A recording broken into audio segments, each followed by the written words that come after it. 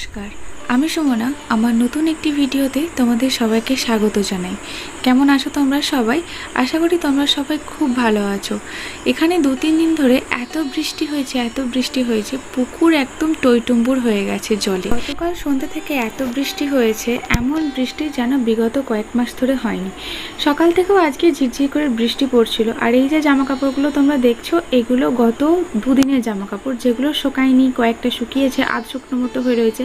কিন্তু বর্ষাকালে যদি প্রপারলি না শুকায়, দেখবে জামা কাপড় থেকে কীরকম একটা স্মেল আসে আর কীরকম একটু স্যাঁতস্যাঁতে ভাব থাকে। তো সেজন্য আমি সমস্ত অশ্মিরই বেসিক্যালি সব কিছু কাঁথা কাপড়, প্যান্ট, জামা, এই সমস্ত কিছু রয়েছে, তো সেগুলোকে আমি সকালবেলাতেই মিলে দিয়েছিলাম। আর যেহেতু রোদটা এইমাত্র উঠলো, তো সেজন্য ভাবলাম যে যেগুলো শুকিয়েছি সেগুলো ওপর থেকে নিয়ে আসি, আর যেগুলো শুকায়নি সেগুলো একটুখানি উল্টে পাল্টে দেওয়া আসি।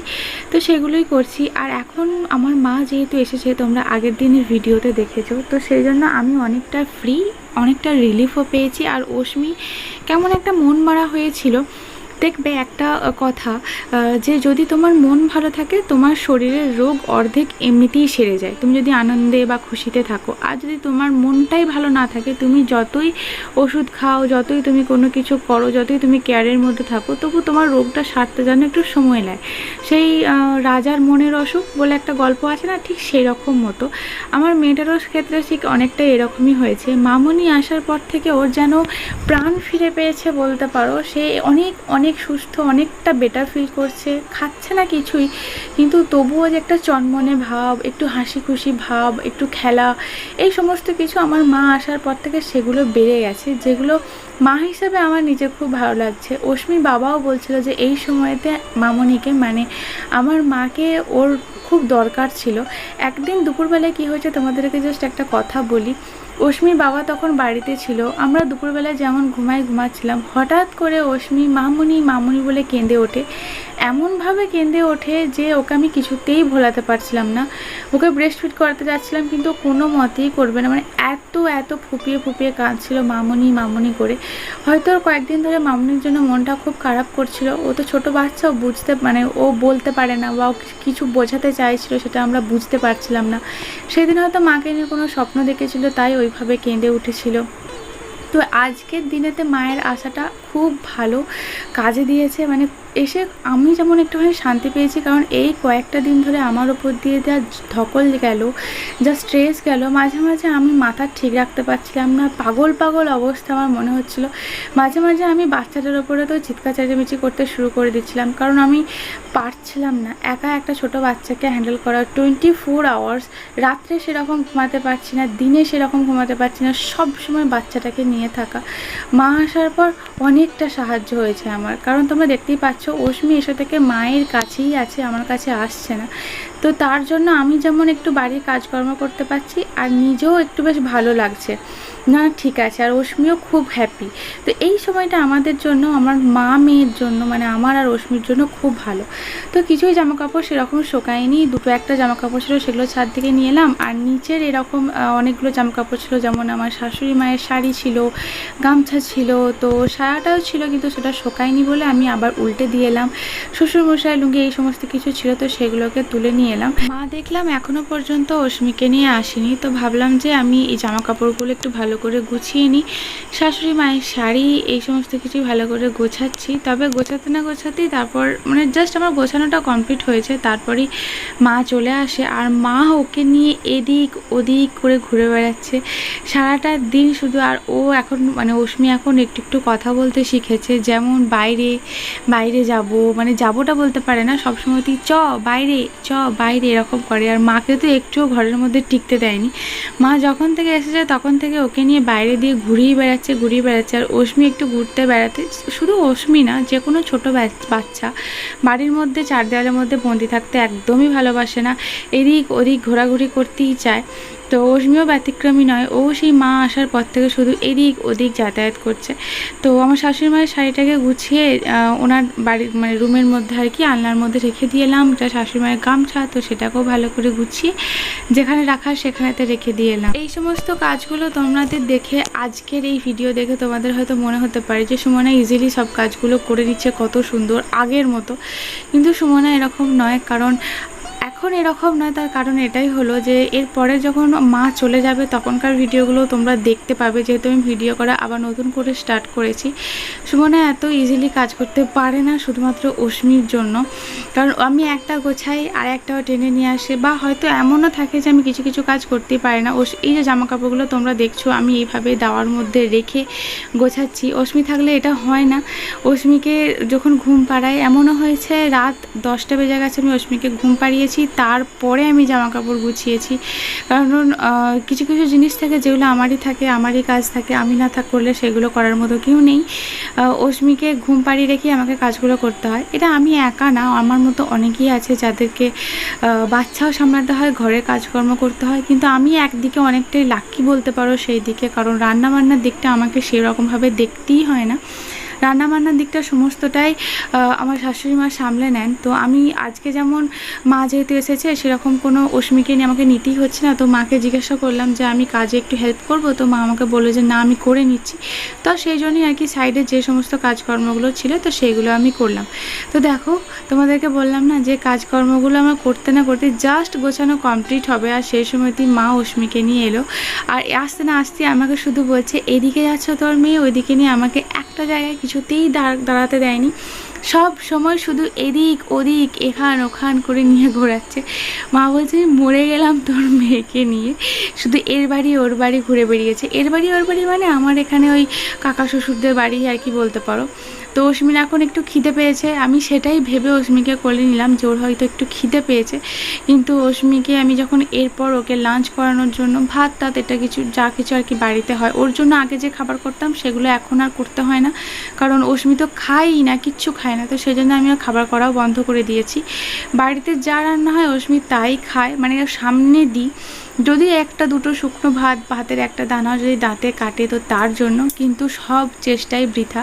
সকালবেলায় যে একটুখানি চিড়ে খেয়েছিল তো সেই একটুখানি চিড়েই ছিল, সারাদিনের খোরাক ওর ওটাই ছিল। তারপর তো সারাদিন শুধু ব্রেস্ট ফিডিং আর জল, ব্রেস্ট ফিডিং আর জল। মা বলছিল যে ও খিদে পেয়েছে ওকে খাওয়া, তো আমি ওকে বললাম যে তুমি যতই বলো ও কিছুতেই খাবে না, আমি ওকে খাওয়ানোর চেষ্টা করছি। না খেয়েই শুধুমাত্র জল খেয়ে পেট ভরিয়ে এবং ব্রেস্ট ফিডিং করে মা আমার ঘুমিয়ে পড়লো কত শান্তভাবে। দেখে এত মায়া লাগে না যে কীরকম বাচ্চাটা ছিল আর কীরকম হয়ে গেছে। তো ওকে ঘরের মধ্যে ঘুম পাড়িয়ে রেখে এসে আমি এখানে দুধ গরম করব। আমাদের বাড়িতে গরু আছে তোমরা সবাই জানো, তো দুধ এখন এই মুহূর্তে আমাদের বাইরে থেকে কিনতে হয় না, বা বাড়ির গরুতে আর কি যা দুধ দেয় সেটাই মোটামুটি আমাদের হয়ে যায়। তো সেই দুধটা আমি এখন গরম করে নেবো, আমি ছাঁকনি দিয়ে ভালো করে ছেঁকে নিই, কারণ যখন আর কি বাবা মানে আমার শ্বশুরমশাই আর কি গরুর গায়ে দোন আর কি, তো ও এটা ওটা ধরো গরুর গায়ের লোম এটা নোংরা টোংরা এটা অনেক কিছু পড়ে থাকে, তো সেগুলো একটুখানি ছেঁকে নিতেই হয়। তো তার সাথে শুধু যে দুধটা সেটা আমরা খাই না, তার সাথে একটু জল মিশিয়ে খেতে হয়। সবাই তাই করে বেসিক্যালি, আমি একা নই। যেহেতু বাড়ির গরুর দুধ মানে খাঁটি, এতে এক ফোটাও জল দেওয়া নেই। তো এই খাঁটি গরুর দুধ খেলে তো বাস পেটের একদম 12টা বেজে যাবে, তো আমরা খাই না। তার সাথে একটু হালকা অল্প পরিমাণে একটুখানি জল মিশিয়ে গরম করে তারপরে সেটাকে রেখে দিই। তারপরে যখন কেউ দুপুরে যদি লাঞ্চ করে তখন কেউ খায়, না হলে বেসিক্যালি মানে বেশিরভাগ দুধটাই আর কি রাত্রের দিকেই খাওয়া হয়। দুধের জামবাটিটাকে ভালো করে ওয়াশ করে রেখে দিচ্ছি, কারণ এখন যেহেতু বৃষ্টি হচ্ছে আর কাদা টাদা এটা ওটা লেগে থাকে, তো সেই জন্য ভালো করে ওয়াশ করে রাখতে হয়। তাছাড়া কাদা না লেগে থাকলেও ধুয়েই রাখতে হবে, কারণ দুধের মাটা এটা ওটা সমস্ত কিছু লেগে থাকে। তো চলো দেখো আমি নৌকো করে তুলছি, কারণ সাবান দিলাম স্কচ ব্রাইট দিলাম, কিন্তু তারপরেও সেগুলো ওঠেনি, দেখছি একটা দুটো জায়গাতে লেগে রয়েছে। তো সেই জন্য একটু হাতে করে আঙুলে করে প্রেশার দিয়ে রেখে দিলাম। আর অশ্মিকে আমি ভাত বললাম না তোমাদেরকে দিয়েছিলাম কিন্তু খায়নি, তো ওর থালা মানে কাঁসার থালায় ও খায়, তো ওর থালা আর চামচ এগুলো সব ওর আর কি স্পেশাল থাকে, মানে অন্যের থালায় অন্যের বাটিতে ওকে খাওয়াই না, ওর নিজস্ব যেগুলো আছে কাঁসা তো সেগুলোতেই খাওয়াই। তাছাড়া এত কাঁসা জিনিসপত্র আছে খাওয়াবো না তো কী করবো বলো দেখি, জিনিসগুলোতে কী হবে, তো সেই জন্যই ওকে খাওয়াই। তো দুধ গরম আমার এখানেতে দেখো দুধ ফুটে গেছে, দুধ উতলাতে আরম্ভ করে দিয়েছে। দুধ ওতলানো খুব ভালো, যে সংসারেতে দুধ ওতলায় বলে নাকি তাদের আয় উন্নতি উপচে পড়ে। জানি না কতটা ঠিক, কিন্তু ওতলানো নাকি খুবই ভালো। চলো, দুধ গরম আমাদের এখানেতে হয়ে গেছে। তো অশ্মির বাটিগুলো আর গ্লাসগুলো সব কিছু আমি সরিয়ে একটা জায়গাতে রাখি, কারণ ওখানটাতে জল ঝরে যায়, তারপর সরিয়ে অন্য জায়গাতে রাখি। সন্ধেবেলায় এখন আমি সবাইকার জন্য বানাচ্ছি দুধ চা, কারণ বাড়িতে দুধ ছিল। দুধ চা বেসিক্যালি আমাদের খাওয়া হয় না, লিকার চা বা লাল চা বা গ্রিন টি, পাতা চা, এই সমস্ত চাই খাওয়া হয়, কিন্তু আজকে সবার মন হয়েছিল দুধ চা খাবে। বৃষ্টি না হলেও বিকাল থেকে কিন্তু প্রচুর ঝমঝমিয়ে বৃষ্টি হয়েছে। এখন এই মুহূর্তে টিপটিপ করে ঝিরঝির করে বৃষ্টি পড়ছে। তো ভাবলাম যে একটু আলতা পরি। বেশ কয়েকদিন ধরে আলতা পরা হয়নি, কারণ আমার আলতাটা একদমই শেষ হয়ে গিয়েছিল। তো এখন কিছুদিন আগে না এখানে তো অম্বুবাচী মেলা চলছিল, আমরা মেলা ঘুরতেও গিয়েছিলাম, কিন্তু ভিডিও করা হয়নি, কারণ তখন ভিডিও তো করছিলামই না। অনেক কিছু মিস করে ফেলেছি আমি, তোমাদের সাথে অনেক কিছু শেয়ার করার ছিল। আমি অনেক কিছু জিনিস কিনেওছি, তোমাদের সাথে সেগুলো শেয়ার করা হয়নি। একে একে সব কিছু শেয়ার করব একদিন, যে নতুন কী কিনেছি, নতুন কি করেছি না করেছি, সেগুলো সব তোমাদের সাথে শেয়ার করব। তো আলতা থাকেনি, কারণ আগের যে আলতাটা ছিল সেটা আমার বিয়ের আলতা ছিল, মানে একটা আলতা আমার 4 বছর গেল কেয়া সেটে। দিনে ওর বাবার সাথে, মানে অশ্মির বাবার সাথে ঘুরতে গিয়ে আবার একটা আলতা নিয়ে এলাম। আলতা আনার পর থেকে 3-4বার পরা হয়ে গেছে আমার এবং আমার শাশুড়ি মারও। তো ওই আলতা, এই আলতা ছাড়া ওই যে অন্যান্য যে আলতাগুলো হয়, সেই আলতাগুলো আমার পায়ে একদম শ্যুট করে না। মানে যদি আমি আজকে পরি তো কাল আমার পা একদম সেই ফেটে চৌচির হয়ে যাবে, সে কীরকম একটা হয়ে যায়, ব্যথা করে পায়ে খুব। তো সেই জন্য আমার পায়ে একদম শ্যুট করে না, তো জন্য আমি একদমই পড়া ছেড়েই দিয়েছিলাম। তো আবার আনার পর থেকে আবার পড়া শুরু করেছি। তো আমার শাশুড়ি মাকে বললাম যে আলতা পরার জন্য, তো উনি বললেন যে তুমি প্রথমে পড়ো, তারপরে আমি পরবো। আমার মাকে বললাম আলতা পরার জন্য, তো মা বলল, পরে এসেছে, মানে আজ সকালে যেহেতু মা এসেছে, তো বাড়ি থেকে আলতা পরিয়ে এসেছে, পায়ে আলতা আছে, তো আলতার উপরে আলতা পরতে নেই, তো সেই জন্য মা পরবে না। তাই আমি এখানে একা একাই আলতা পরছি। আমার পড়া হয়ে গেলে শাশুড়ি মা আলতা পরবেন। তো শাশুড়িমাকে আমি বললাম যে আলতাটা পরিয়ে দিই, কিন্তু শাশুড়িমা বললো যে না, তুমি পরে নাও, আমি তারপর নিজেই আলতা পরবো।